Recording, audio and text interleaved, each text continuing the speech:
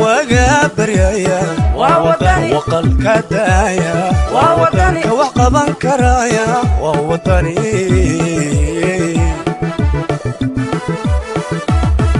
waxay maanta ku beegneed maalintii saddexaad ee ololaha xisbiyada iyadoo uu maanta u lahaa xisbiga mucaaradka ah ee wadani waxaana si weyn ay taageerayaasha xisbigaasi uga xuseen taageeradooda xarunta gobolka Sanaag ee Ceerigaabo iyadoo arooryadii hore ay si bilicsan uga soo anbabaxeen xarumaha uu xisbiga wadani ku leeyahay magaalada Ceerigaabo iyadoo ay socod ku soo mareen wadooyinka iyo shaaricyada magaalada ugu dambeyntiina waxay isugu soo biyashubteen beerta xorriyadda ee Nuura waxaana ugu horeynba halkaasi taageerayaasha kala hadlay gudoomiyaha gobolka Sanaag ee xisbiga wadani Maxamed Jaamac Daadey iyo maayirka degmada Ceerigaabo Ismaaciil Xaaji Nuur iyo mas'uuliyiin kale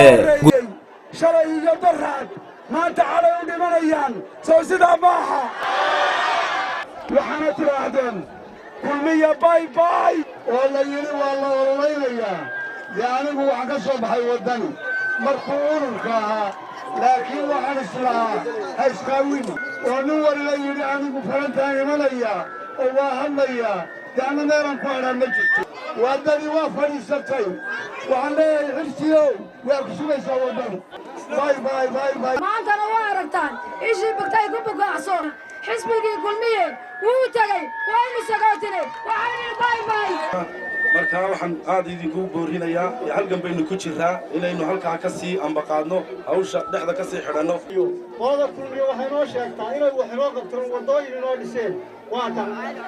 xilsaabisay waynu ognahay kulmiye waxaan leeyahay kulmiye dawlad iyo calan iyo koofiyad guul ma keeno reer kulmiye waa kuwana wadani bay ka wada muuqdaan maqalka dhacaya dambeyntiina waxa munaasabadaasi ka hadlay hogaamiyaha xisbiga wadani Xirsi Cali Xaaji Xasan fagaara la jooga dadka reer Soomaaliland waa loo tartamaya ninkii laba beelood ku tartamaya iyo ninkii laba qof ku tartamaya iyo ninkii tuuga ku tartamaya fagaara la jooga waa inoo fagaara waa ogeydeen wadadii Ceerigaabo aynu beerta shalay isugu iman jirnay oo dumarku dahabkooda u bixin jireen ee xoolaha halka lagaga yabo hayay geel iyo ariba leh maanta waa taas oo ma dhamaan waxaan ka tagay anigu dawladda 2015 baan ka tagay 2015 2016 2017 hadda u fiirsada waa taas oo wali ma dhamaan mana dhawa waxaan leenahay waa xisbigiidii dhameystiri lahaa عبد الرزاق محمد جامع سقول له وررك STN Ceerigaabo